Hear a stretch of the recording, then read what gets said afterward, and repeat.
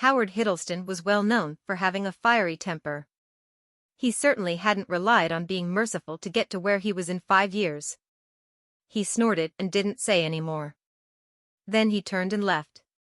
The aforementioned director was frozen where he was, his face red, and he didn't know what to do. He had only said a few words of sarcasm to Elise. CEO Hiddleston didn't have to be this angry, right? Jerome was also helpless here. This was one of his employees. What right did Howard Hiddleston have to fire him? But the project had just been signed and there were still too many unknowns in this whole matter. So he didn't dare to anger Howard Hiddleston either. The director felt his heart turn to ashes when he heard what Jerome said. Everyone else within earshot trembled even more violently. So he had been fired on the spot because he had just said a few sarcastic words to Elise? This man was a director of Dawson Group. It was obvious from the look of it that Howard Hiddleston was standing up for Elise. But the bigger question was, how were the two of them connected? What are all of you standing here for? Don't you all need to work? Troy shouted, and all the employees quickly went back to their work. He walked over to Jerome and frowned. Dad, what's going on between Elise and Howard Hiddleston? They were definitely not lovers as they had initially guessed. Judging from Howard Hiddleston's attitude, he treated her with great respect. And there was even some fear involved. But how could this be? Who was Howard Hiddleston? He was a man who could command both the legal and illegal circles. And even the Dawsons had to be extra polite to him. What did this one Elise do to make Howard Hiddleston treat her so politely? Investigate this. Jerome had a cold expression on his face as he shouted these words. This sudden turn of events had completely upset his plans. If Elise and Howard Hiddleston were in this sort of relationship, then he really couldn't afford to touch Elise. Got it. Troy immediately left.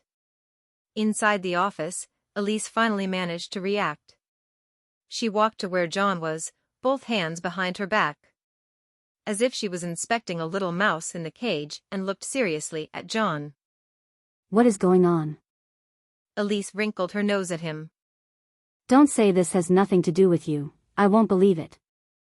John opened his half-closed eyes and said calmly, I will admit it, this has something to do with me. She knew it. There was no other reason why John was so certain that nobody else but her would be able to sign this contract. And even more confident that Jerome and Son would humble themselves and beg her to come back to work. This was obviously arranged by him.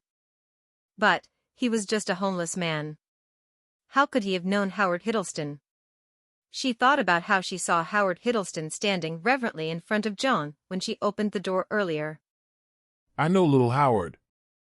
He saw Elise staring at him, waiting for him to explain himself. John laughed. Before he struck it rich, he was homeless too.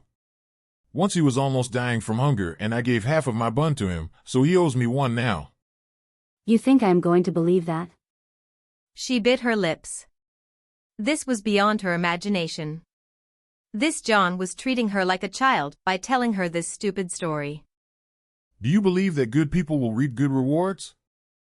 Are you trying to say that you are a good person? No, you are a good person. That's why you will reap good rewards.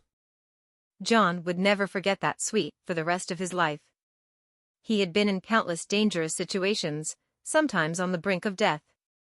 But that sweet wrapper he carried with him all the time gave him hope and strength. All right, don't think so much. As long as everything is settled. Let's go, you are off work. What? But we just got here. John ignored her words and dragged her out of the office. He continued to pull her all the way out of the building. And everyone they saw along the way all stood far, far away. Everyone afraid to go near. Elise could feel that they seemed afraid of her. John wasn't bothered at all. He rode the scooter and brought Elise towards a car shop. This isn't the way home. Are you going to sell me off? Elise was seated at the back, and her voice was nearly blown away by the wind. Given her looks, she could probably fetch quite a good price. John ignored her and stopped the scooter right in front of the BMW shop. Why did you come here? We are not buying a BMW car. Who says we are not buying? John dragged her right into the store. They were so pretty. It wasn't as if she hadn't thought about buying a car, especially in this unbearably cold weather. But she could only look at either a Cherry QQ or a Jetta, and even so, she was still worried about whether she could afford such a car. Now John had brought her to a BMW shop, and she didn't even dare to touch the cars. The sales assistant saw John and Elise from afar. But after scanning them, they didn't even move from their seats. Miss, are you interested in buying a car?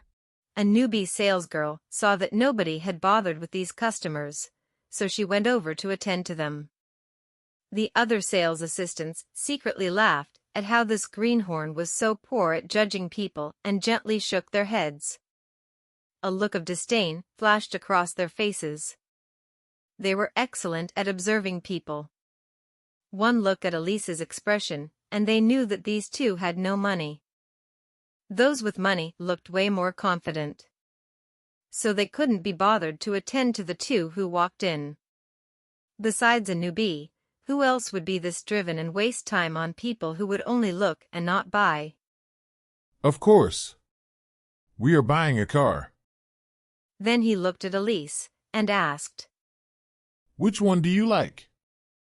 Elise looked at John and wondered if his mental illness was acting up again.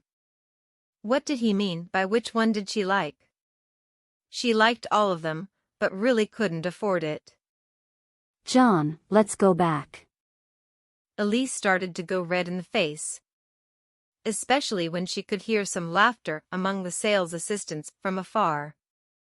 And she started feeling very uncomfortable. Why don't you recommend one for her? This is the 5 Series, the latest model this year. The specifications of this model are all sufficient for her needs. Also, I feel that her demeanor is very compatible with this model. The salesgirl was obviously new, and didn't use a lot of sales talk. John turned to look at Elise and saw that her gaze had fallen on this model, so he nodded. We are taking it then. What? This response was from both Elise and the salesgirl at the same time. The other sales assistants in the shop also turned around. What was going on? They had only come in for less than 5 minutes, and they wanted to buy a car? He must be joking. He wasn't going to ask about the price? Or a test drive? Surely he had to weigh the consequences of showing off in front of a girl, right? Sir, because this is a new model, we don't have any discounts for it at the moment. No problem. John pulled out a debit card from his pocket and handed it towards the salesgirl and said, The special code is 6 times 6. Help me to settle the number plate and all. Settle everything in one bill. The salesgirl took a while to snap back to reality. Then she took the card with both hands and excitedly ran to process the transaction. John, stop it. This card is very expensive. You don't have this sort of money. Elise started getting worried. He was just a homeless man, and it wasn't too bad that he'd survived this long. Where would he find the money to buy such an expensive car? This car, all in all, would cost nearly $500,000. This guy's illness must be acting up again. Either he beats someone up or does some other crazy thing, and now he must be deluded. Elise anxiously looked over at where the salesgirl had run off to. If the card got rejected, that would really be terribly embarrassing. This marks the end of Chapter 12. Please like, share, and subscribe to my channel and comment any other novel you would want to be featured here.